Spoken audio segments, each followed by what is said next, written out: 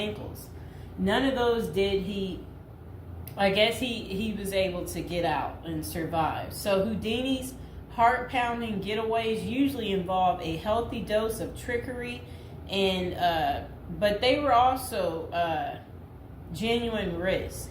In 1915, Houdini nearly suffocated during a stunt in which he was shackled and buried under 6 feet of dirt.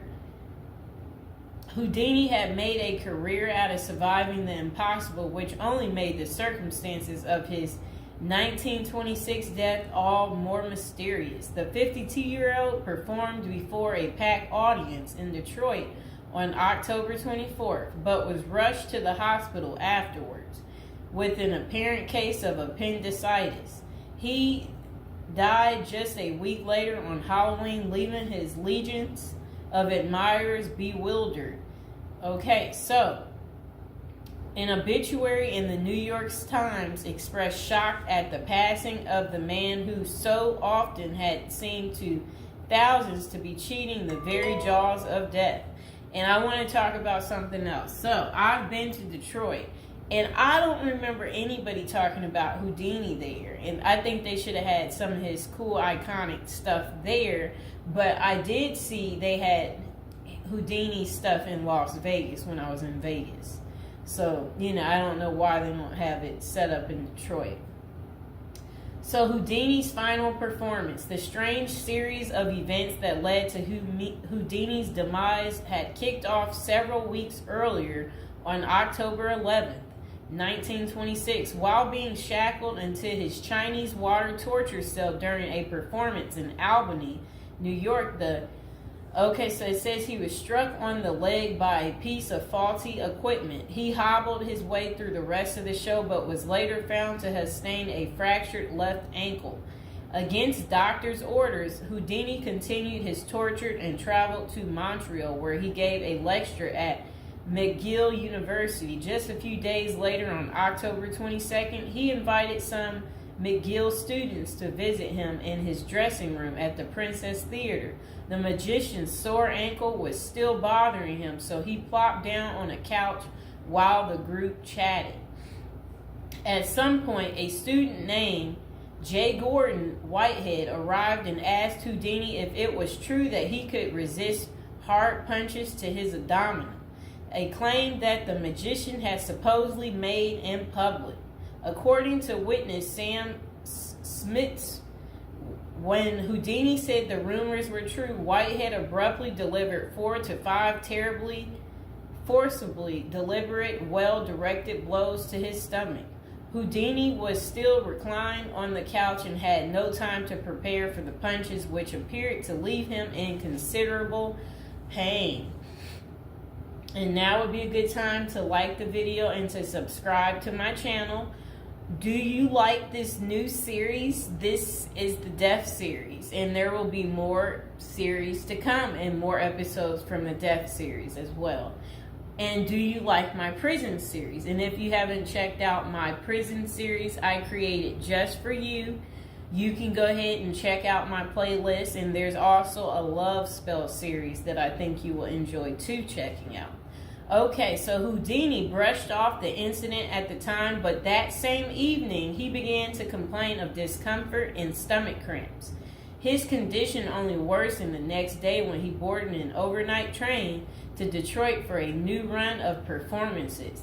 The magician developed severe abdominal pain, cold sweats, and fatigue, and his temperature rose to 104 degrees. A doctor suspected appendicitis and instructed Houdini to go to a hospital, but the performer insisted on taking the stage for his opening night show at Garrick Theater. Isn't that really funny? He still wanted to work even though he wasn't doing so well. Okay, he proceeded to struggle through his routine before collapsing immediately after the final curtain.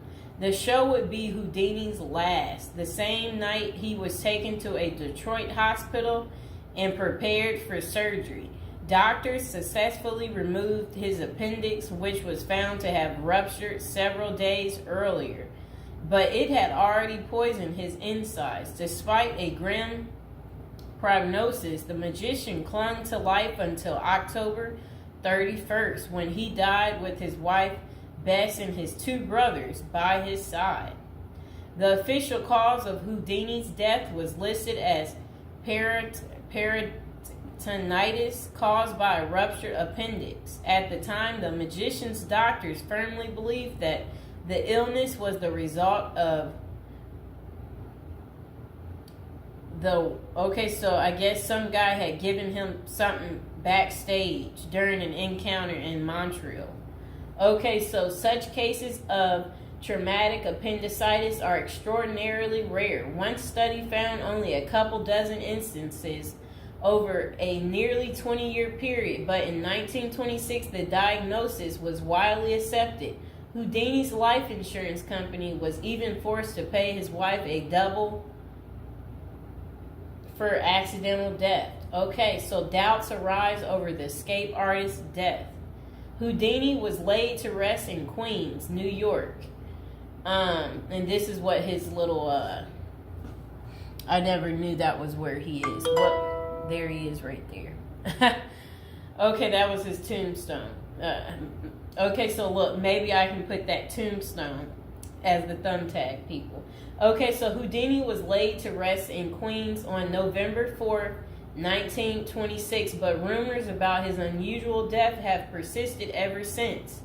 Many of the theories tend to focus on the magician's contentious relationship with spiritualism, a pseudo-fed religion whose adherents once claimed it was possible to communicate with the dead through seances and mediums.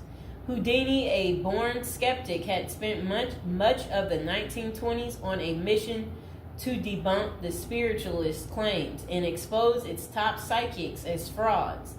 The Crusades earned him several $1 million worth of lawsuits and more than a few enemies, but at the time of his demise, he showed no signs of letting up.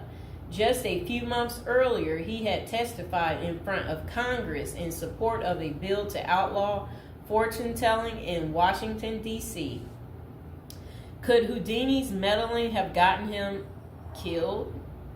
In the 2006 biography, The Secret Life of Houdini, authors William Kalash and Larry Sloman contend that the magician's death may have been a carefully planned assassination by members of the spiritualist community.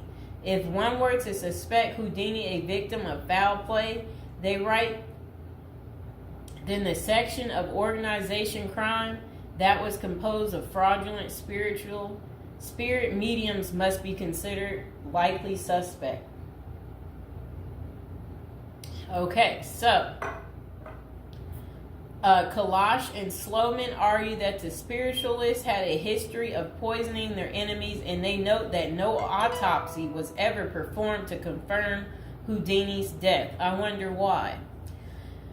So his death was actually caused by appendicitis. If someone were hell-bent on poisoning Houdini, it wouldn't have been very difficult, they concluded. Considerable debate has also focused on J. Gordon Whitehead, the McGill student who supposedly delivered the potentially fatal gut punches to Houdini's Montreal dressing room.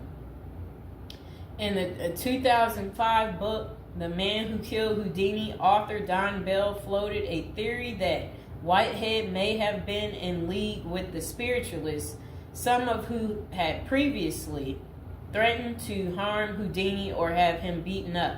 Bell concluded that there was not enough evidence to connect Whitehead to any kind of criminal plot, but others have argued that he was an enemy agent who stalked Houdini during the magician's time in Montreal. Okay, so was Houdini murdered? The true cause of Houdini's demise may never be known for sure, but the majority of scholars tend to dismiss the murder theories as mere speculation. For them, the more pressing question is whether Houdini's ruptured appendix had any connection to the stomach blows he received a few days earlier. Don't forget to like the video, and if you're new to the channel, go ahead and hit that subscribe button. So while the evidence shows that such conditions is indeed possible, Many consider it more likely that Whitehead's punches simply caused Houdini to ignore an already existing case of appendicitis. By the time the magician finally sought out treatment, the theory goes it was already too late. Interestingly, perhaps the most sought after source for information about Houdini's death is none other than Houdini himself in what amounted to his ultimate test of the spiritualist's claims. The magician promised his wife Bess that he would try to communicate with her from beyond the grave. Bess went to hold an annual Houdini seance for 10 years before finally abandoning the search in 1936. Fans and fellow magicians have since made the seance a Halloween tradition, but thus far, the great Houdini's ghost has refused to speak. I wonder why. So I hope you guys enjoyed hearing about what happened to Harry Houdini and how he passed away on Halloween.